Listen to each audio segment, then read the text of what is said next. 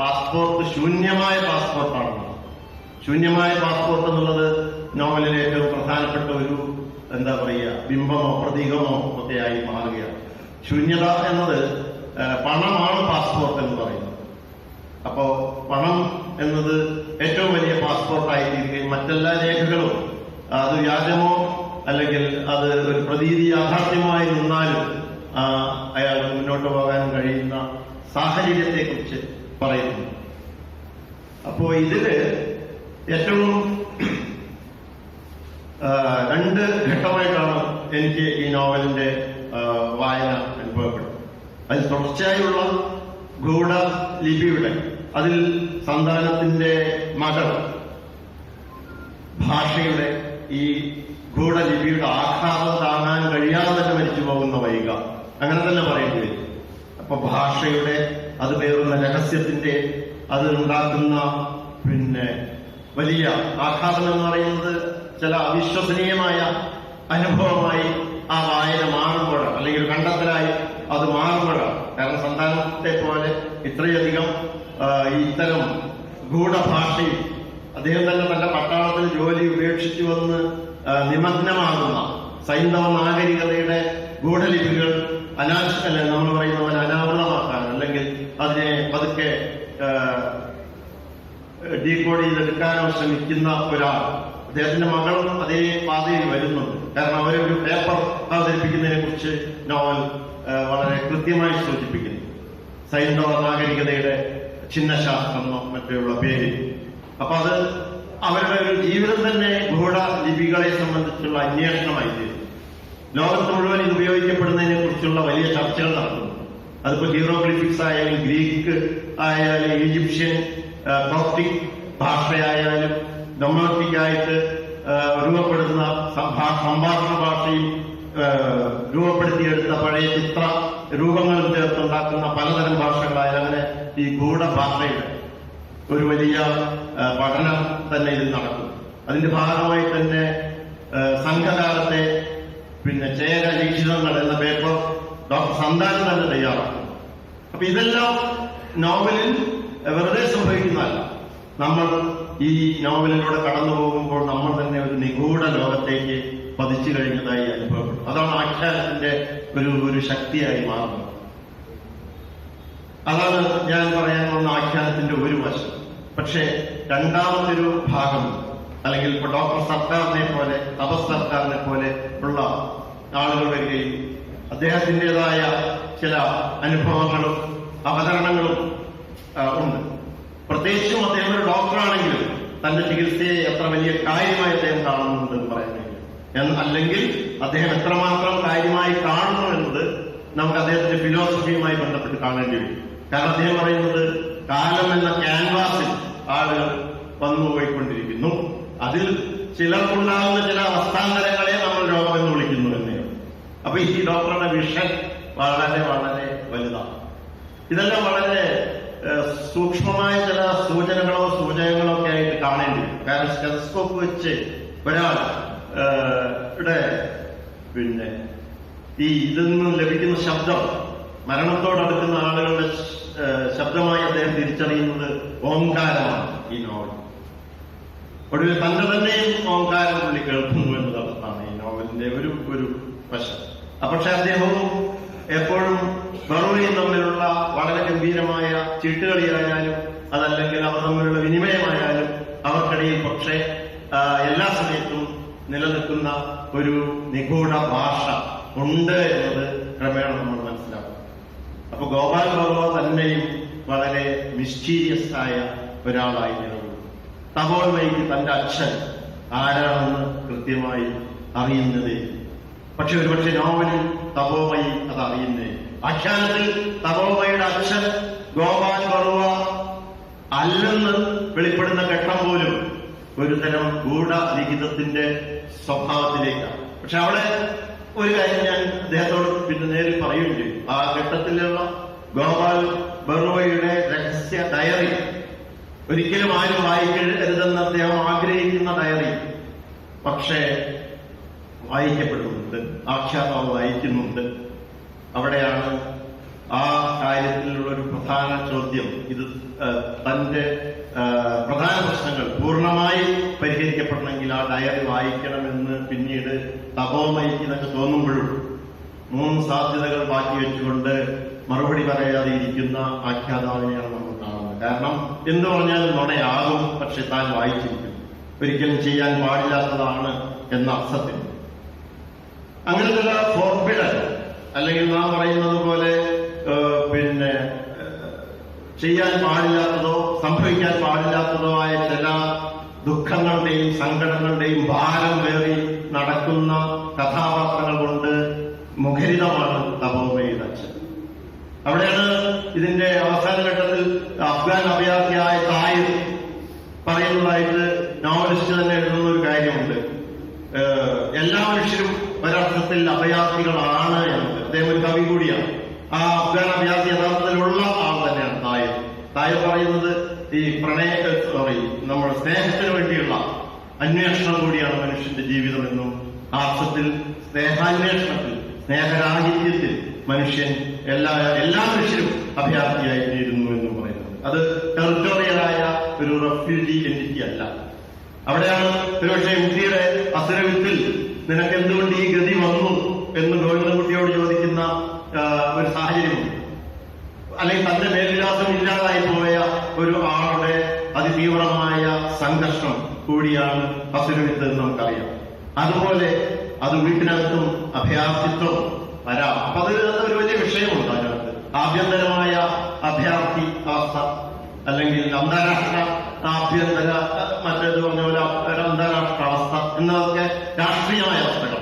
പക്ഷെ മാനസികാവസ്ഥയും ജീവിതാവസ്ഥയും ആ അഭയാർത്ഥിത്വത്തെ കുറിച്ച് നോവൽ പ്രത്യേകമായി സൂക്ഷ്മമായി പിന്നീട് പറയും. അപ്പൊ നാം അവിടെ കാണുന്ന രാഷ്ട്രീയ അഭയാർത്ഥിത്വത്തിനും അപ്പുറമാണ് അതല്ലാതെയുള്ള ഒരു അഭയാർത്ഥിത്വം. ആ എല്ലാ മനുഷ്യരും ഏതോ അർത്ഥത്തിൽ അഭയാർത്ഥികളായി പരിണമിക്കുന്ന, അല്ലെങ്കിൽ ആ അഭയാർത്ഥിത്വം എന്താണെന്ന് അന്വേഷിക്കുന്ന, അതിന്റെ ഗൂഢാക്ഷരങ്ങൾ അന്വേഷിക്കുന്ന ഒന്നായി നോവലിന്റെ ആഖ്യാനം പിന്നെ മാറുന്നുണ്ട് എന്ന് പറയേണ്ടി വരും. കാരണം തപോമയി സംസാരിക്കുന്നേയില്ല ഒരു നിശ്ചിത സന്ദർഭം വരെ. തന്റെ പ്രായത്തിൽ, ചെറിയ പ്രായത്തിൽ പലതരം മെഡിക്കൽ അന്വേഷണങ്ങൾ കഴിയുമ്പോഴും ഒരു തരത്തിലുള്ള തകരാർ കാണുന്നില്ല.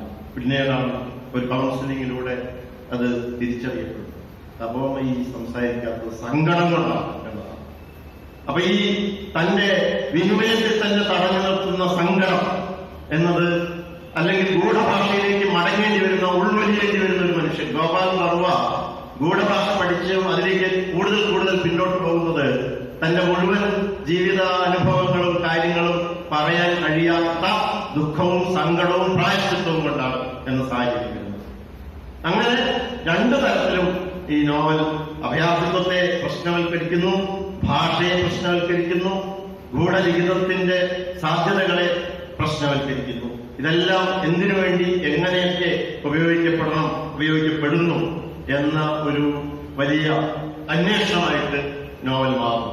കാരണം നോവലിസ്റ്റുകളടുത്ത് പറഞ്ഞ ഇന്റർവ്യൂലാണ് ഓർക്കുന്നു, ഈ അനുഭവത്തെ സംബന്ധിച്ച അനുഭവം എല്ലാം തന്റെ ഡയറക്റ്റായ പ്രൈമറി അനുഭവം എന്ന കോൺസെപ്റ്റിലല്ല, മറിച്ച് അത് നമ്മൾ എമ്പതറ്റിക് ആവുക എന്നുള്ളതാണ് സാഹിത്യത്തിന്റെ. അതുകൊണ്ട് എനിക്കത് വളരെ സ്ട്രൈക്കിംഗ് ആയി തോന്നിയൊരു വാചകമാണ്. ഞാൻ ഒരു കള്ളത്തൊണ്ട കൊണ്ട് പാട്ട് പാടാറേയില്ല, അതിനുദ്ദേശിക്കുന്നേ ഇല്ല എന്ന് പറയുന്നത്. അത് അദ്ദേഹത്തിന്റെ എഴുത്തുമായി ബന്ധപ്പെട്ട ഒരു ധീരമായ പ്രഖ്യാപനമായിട്ട് കാണേണ്ടി വരും. കാരണം പല രൂപത്തിലും നിങ്ങൾക്ക് ആഖ്യാനം ഇതുപോലെ നരേഷനിൽ പ്രാവീണ്യമുള്ള ഒരാൾക്ക് ഇതിനെ ഏത് രീതിയിലേക്കും കൊണ്ടുപോകാം. പക്ഷെ അവിടെയാണ് ഈ കള്ളത്തൊള്ള കൊണ്ട് ഞാനൊരു പാട്ട് പാടില്ല എന്നൊരാൾ പറയുന്നതിന്റെ 2 കാര്യങ്ങളാണ് സന്തോഷ് കുമാർ പറഞ്ഞത് എനിക്ക് സ്ട്രൈക്കിംഗ് ആയി തോന്നിയത്. മറ്റൊന്ന്, ഈ രചന എന്നത്, സാഹിത്യത്തിന്റെ ഈ അനുഭവങ്ങളെ പകർത്തൽ എന്നത് ഒരു ആജന്മ വിലാപമാണ്, കരച്ചിലാണ് എന്നുകൂടി പറയുന്നത്. കാരണം അറിഞ്ഞോ അറിയാതെയോ ഈ കാഴ്ചകളൊക്കെ നമ്മളിലേക്ക് നാം സ്വീകരിക്കുമ്പോൾ, ആ കരച്ചിൽ കൂടി ഏറ്റെടുക്കുമ്പോൾ, ആ കരച്ചിലിന്റെ ട്രാൻസാക്ഷനാണ് നടക്കുന്നത്, അല്ലെങ്കിൽ ആ കരച്ചിൽ കൂടിയാണ് ട്രാൻസാക്ട് ചെയ്യപ്പെടുന്നത്. അല്ലെങ്കിൽ അത്തരം ദുഃഖങ്ങളും അതിന്റെ മുഴുവൻ പുറത്ത് വരാൻ കഴിയാതെ പോകുന്ന, അല്ലെങ്കിൽ വിനിമയം ചെയ്യാൻ കഴിയാതെ പോകുന്ന, ഭാഷയിലൂടെ മറ്റൊരാളോട് പറയാൻ ആഗ്രഹിക്കാത്ത, പറയാൻ കഴിയാത്ത തന്റെ തന്നെ വാക്കുകളെ ഉള്ളിലേക്ക് ഒതുക്കാൻ കണ്ടെത്തുന്ന, എന്നാൽ തന്നോടെങ്കിലും പറയുകയും വേണം. ഒരു മനുഷ്യന്റെ ആത്മഭാഷണമെങ്കിലും ബാക്കി വേണം. ഇതൊരു വലിയ സംഘർഷമാണ്. പുറത്തേക്ക് പറയാൻ പറ്റാത്ത വാക്കുകളെ, എന്നാൽ തന്നിൽ അത് ഡയലോഗ് ഉണ്ടാവുകയും വേണമെന്ന് പറയുന്ന മനുഷ്യന്റെ പ്രതിസന്ധി, ആ പ്രതിസന്ധിയുടെ ഏറ്റവും ആഴമുള്ള ഒരു ആഖ്യാനമായിട്ട് തപോമയിയുടെ അച്ഛൻ മാറുന്നു എന്നത് പ്രത്യേകം പറയേണ്ടതുണ്ട്. കാരണം ഞാൻ അധികം ദീർഘിപ്പിക്കുന്നില്ല. സുമന എന്ന ഏറ്റവും പ്രധാനപ്പെട്ട കഥാപാത്രത്തിന്റെ വാക്യം പെട്ടെന്ന് ഓർക്കുകയാണ്. കാരണം ഗോപാൽ ബർവ ചെയ്തത് എന്ത് എന്ന് ഗോപാൽ ബർവയ്ക്ക് അറിയാം. കാരണം അത് നിന്നെക്കാൾ എനിക്കും അറിയാമെന്ന് സുമന പറയും. കാരണം ഒരു ഘട്ടത്തിൽ അല്ലെങ്കിൽ ഒരർത്ഥത്തിൽ നീ തന്നെയാണല്ലോ ഞാൻ എന്ന് പറയുന്നത്. ഇതിലും വലിയ ഒരു സാഹചര്യമോ അവസ്ഥയോ അല്ലെങ്കിൽ ഇതിലും വലിയ ഒരു സങ്കടത്തിന്റെ ഒരു നിതാന്ത ഭാവം പിന്നെ സംഭവിക്കാനില്ല. എന്നിട്ടും അവരുടെ കൂട്ടുജീവിതം തുടരുന്നു എന്നിടത്താണ്. അതിനിടയിലാണ് ഈ തപോമയിയുടെ ജനനത്തെക്കുറിച്ചുള്ള, തപോമയി സംസാരിക്കാതിരിക്കുന്നതിന്റെ അവസ്ഥയെക്കുറിച്ചുള്ള ശ്യാമദായെ കണ്ടെടുക്കുന്നത് ഗോപാൽ ബറുവ താൻ അച്ഛനല്ലെന്ന് അറിഞ്ഞുകൊണ്ട് അത് തപോമയി ശ്യാമദായുടെ പ്രതിരൂപമാണെന്ന് കണ്ടെത്തുന്ന ഘട്ടത്തിലുണ്ടാകുന്ന ഒരു നോവൽ സംഘർഷമാണ് ഗോപാൽ ബറുവ തന്റെ ജീവിതത്തിലെ അന്ന് വരെ നിർദ്ധാരണം ചെയ്തിട്ടുള്ളതിൽ വെച്ച് ഏറ്റവും വലിയ ഗൂഢ അക്ഷരം എന്ന് പറയുന്നൊരവസ്ഥയുണ്ട് നോവൽ. ആ അർത്ഥത്തിലാണ് അങ്ങനെ മനുഷ്യൻ തന്റെ ഭാഷയെ എവിടെയൊക്കെ ഉള്ളിലേക്ക് വലിച്ചു നിർത്തുന്നു. തപോമയി എത്രയോ സമയം തന്റെ ഭാഷ പുറത്തു വരാതിരിക്കാൻ അല്ലെങ്കിൽ വരുന്നത് തടഞ്ഞുകൊണ്ട് അത് അറസ്റ്റ് ചെയ്തത് ആരാണ്? അവന്റെ അമ്മ തന്നെ അറസ്റ്റ് ചെയ്യുന്നു അവന്റെ ഭാഷ. പിന്നെ ഒരിക്കലും സ്വമേധയാ അത് ആ രീതിയിൽ ആവിഷ്കരിക്കാൻ കഴിയാതെ പോകുന്ന ഒരവസ്ഥ. അങ്ങനെ തന്റെ തന്നെ ഇതിലുള്ള കഥാപാത്രങ്ങളുടെയൊക്കെ ഭാഷ ഒരിക്കലും അവർക്ക് തന്നെ കൃത്യമായി ഉപയോഗിക്കാനോ ഇതിനോ കഴിയാതെ വരുമ്പോഴാണ് ആ നിഗൂഢമായ ഈ ലിഖിതത്തിന്റെ അതിന്റെ ഒരു കൾച്ചറൽ സ്റ്റഡി പോലെ ഒരു ഭാഗത്ത് നോവലിൽ മുന്നോട്ട് പോകുമ്പോൾ പോലും മനുഷ്യൻ എന്ന അവസ്ഥയുടെ, മനുഷ്യൻ എന്ന എന്താ പറയുക, ഈ ഇപ്പോ സുമന പറയുന്നത് പോലെ നിന്റെ മുഖച്ഛായയായിരുന്നുവെങ്കിൽ, ഗോപാൽ ബറുവയോട് പറയുന്നു, ഗോപാൽ ഈ കുട്ടിക്ക് നിന്റെ മുഖച്ഛായ ആയിരുന്നുവെങ്കിൽ ഒരുപക്ഷെ നീ ഏറ്റവും അധികം ഇതിനേക്കാളും ഇരട്ടി ദുഃഖിക്കേണ്ടി വരുമായിരുന്നു, ദുഃഖിക്കണമായിരുന്നു. കാരണം അതിന് നിനക്ക് അർഹതയില്ല എന്നതാണ്. അതിന്റെയൊക്കെ എല്ലാ സാഹചര്യങ്ങളും കോണ്ടക്സ്റ്റും നോവൽ കൃത്യമായി എസ്റ്റാബ്ലിഷ് ചെയ്യുന്നു. പിന്നെ എന്റെ ഒരു ചെറിയ പരാതി പോലെ ഞാൻ നോവലിസ്റ്റിനോട് പറഞ്ഞത്, ഈ രഹസ്യ ഭാഷയുമായി ബന്ധപ്പെട്ട് ഗോപാൽ ബറുവയുടെ ജീവിതം പറയപ്പെടുമ്പോൾ ആ ഭാഗം ഒരു നിഗൂഢ ലിഖിതത്തിന്റെ, അതിനൊരു ബ്രെവിറ്റി അല്ലെങ്കിൽ ആ നിഗൂഢ ലിഖിതത്തിന്റെ ഒരു എന്താ പറയുക, ഒരു ടൈറ്റായ അല്ലെങ്കിൽ അത് പുലർത്തുന്ന ഒരു മിതത്വമുണ്ട്. അപ്പൊ ഇവിടെ അത് സ്വല്പം നോവലിന്റെ സ്വാതന്ത്ര്യത്തിൽ സാധ്യമാണ്, അതൊരു പ്രശ്നമായി പറയുന്നതല്ല. പക്ഷെ ഈ ഗൂഢ ലിഖിതങ്ങൾ വായിച്ചുകൊണ്ട് ഒരാളുടെ ജീവിതത്തിന്റെ ഏറ്റവും പ്രധാനപ്പെട്ട ജീവിതത്തെ കടത്തുതോണിയുടെ അനുഭവങ്ങളെ, ശ്യാമളതയെയും സുമനെയും കണ്ടുമുട്ടുന്ന അനുഭവങ്ങളെയൊക്കെ ആവിഷ്കരിച്ച തന്റെ ജീവിതത്തിലെ ഏറ്റവും പാപഭംഗിരമായ ഒരു അവസ്ഥയെക്കുറിച്ച്, അല്ലെങ്കിൽ തന്നെ നിത്യമായി വേട്ടയാടിക്കൊണ്ടിരിക്കുന്ന ആ പാപബോധത്തിന്റെ ഒരു ലിഖിതം വായിച്ചെടുക്കുമ്പോൾ ഉണ്ടാകേണ്ടിയിരുന്ന കുറെ കൂടി ഒരു നമ്മൾ പറയുന്ന മുറുക്കം അതിന് നഷ്ടപ്പെട്ടു പോയോ എന്നൊരു സംശയം എനിക്ക് തോന്നിയിരുന്നു. കാരണം അത് ഈ ഭാഷയുടെ മുറുക്കം എന്ന നിലയിലാണ് ഞാൻ അതിലേക്ക് കാണാൻ ആഗ്രഹിച്ചത് എന്നതുകൊണ്ടുകൂടിയായിരിക്കാം. ഏതായാലും അതിനപ്പുറം അത് ഒരേ സമയം മനുഷ്യാവസ്ഥയുടെ, ഭാഷയുടെ, അഭയാർത്ഥി ജീവിതത്തിന്റെ പ്രശ്നങ്ങളുടെ, അങ്ങനെ നിരവധി വിഷയങ്ങളെ ഒരുമിച്ച് സമന്വയിപ്പിക്കുന്ന ഒരു വലിയ ബൃഹത് സമാഹാരമായി തപോമയുടെ അച്ഛൻ നിലകൊള്ളുകയാണ്. അത് ആഖ്യാനത്തിന്റെയും ഭാഷയുടെയും പ്രമേയത്തിന്റെയും എല്ലാ തലങ്ങളിലും ആ അർത്ഥത്തിൽ സന്തോഷ് കൈവരിക്കുന്ന വലിയ വിജയം കൂടിയാണ് ആ നോവലിൽ നാം അതിന്റെ കാലത്തിലൂടെ സന്തോഷ സങ്കല്പത്തിൽ അത് പ്രത്യേകം പറയുന്നു. പിന്നെ യോസഫനായി ഉദ്ധരിച്ചാണോ ഞാൻ ഓർക്കുന്നത്, കാലത്തിലൂടെ പോകുന്നത്. നോവലിന്റെ കാലത്തിലൂടെ നിങ്ങളെ കൊണ്ടുപോകാൻ കഴിയുമോ എന്നതാണ് തന്റെ ഏറ്റവും പ്രധാനപ്പെട്ട ഒരു എഴുത്തിലെ പ്രധാനപ്പെട്ട മുന്നിലുള്ള വെല്ലുവിളി എന്ന് സന്തോഷ് കുമാർ പറയുന്നത്. ഇവിടെ ആ കാലത്തിലൂടെ നാം അവിരാമം സഞ്ചരിച്ചുകൊണ്ടിരിക്കുന്നു എന്നിടത്ത് തപോമയി നേടുന്ന വലിയ വിജയം നമുക്ക് കാണാം. അപ്പോ ഈ ചർച്ച വളരെ സമ്പന്നമാകട്ടെ എന്ന് കൂടി പറഞ്ഞുകൊണ്ട് നിർത്തുന്നു. നന്ദി.